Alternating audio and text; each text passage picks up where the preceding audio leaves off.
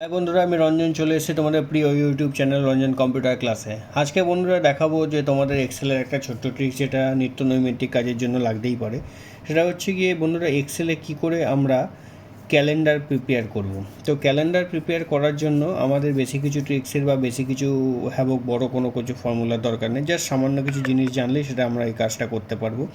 তো চলো কথা বেশি না বাড়িয়ে আমরা দেখে নেওয়া যাক যে কীভাবে আমরা এই ক্যালেন্ডারের জিনিসটা বা ক্যালেন্ডারটা কী করে এক্সেলে তৈরি করব। দেখো, প্রথমে আমরা ক্যালেন্ডার তৈরি করার জন্য যে 7টা দিনের নাম লাগে, সেই 7টা দিনের নাম আমরা এখানে প্রথমেই লিখে ফেলবো। আমি প্রথমে সানডে থেকে শুরু করলাম। সানডে থেকে শুরু করার পর আমি এখান থেকে জাস্ট ড্র্যাগ করে বাকি জিনিসগুলো বা বাকি ডেজগুলোর নাম আমি এখানে পুট করে দিলাম। অটোমেটিক্যালি পুট হয়ে গেল। দেখতে পাচ্ছ এখানে Sunday, Monday, Tuesday, Wednesday, Thursday, Friday, Saturday অবধি আমি নাম লিখে নিয়েছি। এবং সেখানে কিন্তু সানডেটা থেকে আমি প্রথম স্টার্টটা করেছি, ডে স্টার্টটা। এবার দেখো, মিডিলে আমি এখান থেকে 0 লিখলাম। 0 লেখার পর রাইট সাইডে আমি এখান থেকে 4 অবধি টানলাম। ফিল সিরিজ এখান থেকে করে দিলাম। করে দেওয়ার পর এখান থেকে কিন্তু 3 অবধি টানলাম, মানে কিন্তু টোটাল 0, 1, 2, 3, মানে টোটাল কিন্তু 1টা, 2টো, 3টে, 4টে ঘর হয়ে গেছে। আর বাঁদিকে দেখো 3টে ঘর রয়েছে, কারণ যেহেতু উইক 7খানা দিনের মধ্যে হয়, সেই কারণে টোটাল আমাকে 7খানা অক্ষর বা 7খানা ডিজিটের মতন এখানে বসাতে হবে। তো আমি এদিকে বাঁদিকে টেনে নিলাম। টেনে নেওয়ার পর এখান থেকে আবার ফিল সিরিজ করলাম। করার পরে দেখো এখানে চলে এলো 3 অবধি। তাহলে এ পাশে 0 থেকে 3 হচ্ছে গিয়ে +4, আর এখানে হচ্ছে গিয়ে 0 থেকে -3 হচ্ছে গিয়ে মানে 3, মানে 4 আর 3 টোটাল কিন্তু 7খানাই ঘর এখানে রয়েছে। 1, 2, 3, 4, 5, 6, 7। এবার বন্ধুরা করতে হবে আমাদেরকে একটাই জিনিস, এটাকে সিলেক্ট করে পুরো একদম টোটাল এই ডেটাটাকে সিলেক্ট করব, যেখানে আমাদের -3, -2, -1, 0 এবং তারপরে 1, 2, 3 নর্মালভাবে লেখা রয়েছে। কিন্তু তোমরা ক্যালকুলেট করলে দেখতে পারবে এখানে কিন্তু টোটাল 7টা দিনের জন্য 7টাই ঘর লেখা রয়েছে। তোমরা 0টা এখান থেকেও শুরু করতে পারো বা এখান থেকেও শুরু করতে পারো, সেটা কোনো ম্যাটার করে না। 0টা যদি এখান থেকে শুরু হয় তাহলে এখানে 0, 1, 2, 3, 4 অবধি আসবে। এখানে 4 অবধি আসার পর এখানে 2টো ডিজিট আসবে, কিন্তু টোটাল মিলে কিন্তু 7খানাই হবে। এটা কিন্তু বন্ধুদের তোমাদের সবসময় মাথায় রাখতে হবে। তো যাই হোক, এখানে 7খানা ডিজিট হয়ে যাওয়ার পর আমাদের করতে হবে হচ্ছে গিয়ে হোম অপশানটায় যেতে হবে। হোম অপশানে যাওয়ার পর এখান থেকে এই ফিল অপশানটাতে ক্লিক করতে হবে। এই ফিল অপশানটাতে ক্লিক করার পর বন্ধুরা এখান থেকে আমাদের সিরিজ অপশানটাতে ক্লিক করতে হবে।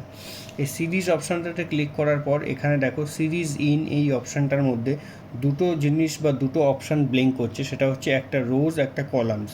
তো আমাদের এখান থেকে কলামসটাকে সিলেক্ট করতে হবে।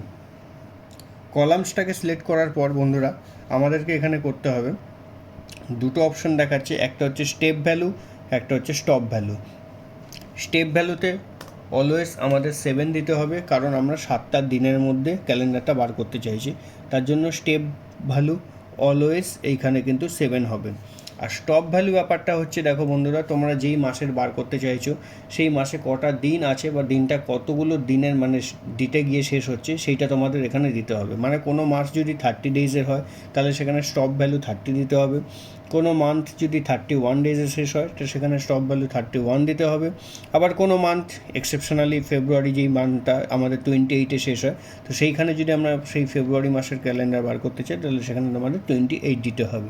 সুতরাং স্টপ ভ্যালুটা তোমরা যেই মান্থের বার করতে চাইছো সেই মান্থের যে কটা ডেট আছে তার উপরে ডিপেন্ড করে তোমাদেরকে কিন্তু দিতে হবে। তো এখানে স্টপ ভ্যালু সাপোজ আমি এখানে 31 দিলাম, মানে 31 দিনের ক্যালেন্ডারে আমি যেটা বার করতে চাইছি। করার পর এখানে স্টেপ ভ্যালু আর স্টপ ভ্যালু দুটো অপশান দিয়ে দেওয়ার পর এখানে অটোমেটিক্যালি তোমরা ওকে করবে।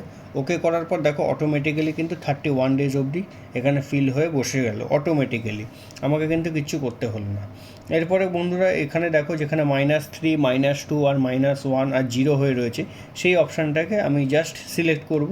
সিলেক্ট করে সেই জিনিসটাকে তোমরা এখান থেকে ডিলিট করে দিতে পারো। ডিলিট করে দেওয়ার পর দেখতে পাচ্ছ বন্ধুরা একটা সুন্দর ক্যালেন্ডারের ফরম্যাট এখানে রেডি হয়ে গেছে। যেরকম অনুযায়ী তোমরা দেখতে চাও বা যেরকম ক্যালেন্ডারে থাকে সেরকম অনুযায়ী একটা ফরম্যাট এখানে কিন্তু রেডি হয়ে গেছে। এখান থেকে তোমরা অল বর্ডার্স করে দিতে পারো। করার পর সানডে যে অপশানটা রয়েছে সেইখানের কালারটাকে চেঞ্জ করে দিতে পারো এবং সানডের এই কালারগুলোকে, যেই ডেটগুলো তোমাদের সানডের মধ্যে পড়েছে সেই ডেটগুলোকেও তোমরা এখান থেকে রেড করে দিতে পারো। এবার এটাকে মডার্নাইজেশন করার জন্য তোমরা বন্ধুরা এখান থেকে বিভিন্ন রকমের যে কালার এবং ডিজাইনিংয়ের অপশান রয়েছে সেগুলো এখান থেকে কালার এবং ডিজাইনিং করতে পারো। করে তোমরা ক্যালেন্ডারটাকে একটা সুন্দরভাবে রূপ দিতে পারো, যেটা তোমাদের নিত্য নৈমিত্তিক বিভিন্ন কাজের ক্ষেত্রে তোমাদের কাজে লাগতে পারে। এখানে দেখছো আমি এখানে মডার্নাইজেশন করার জন্য বিভিন্ন রকম কালার অপশানের বা বিভিন্ন রকম ডিজাইনিংয়ের শেড দিচ্ছি এখান থেকে।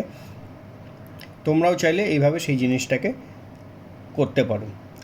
আশা করি বন্ধুরা তোমার আমার এই ভিডিওটা ভালো লেগেছে, এবং যদি তোমাদের এই ভিডিওটা নিত্য নৈমিত্তিক দৈনন্দিন কাজে ব্যবহারের জন্য উপযোগী বলে মনে হয় তো অবশ্যই আমার এই ভিডিওটা লাইক করো, শেয়ার করো এবং আমার এই চ্যানেলটিকে সাবস্ক্রাইব করে দিও এবং ফলো করে লাইক দিয়ে আমার পাশে থেকো বন্ধুরা। ধন্যবাদ।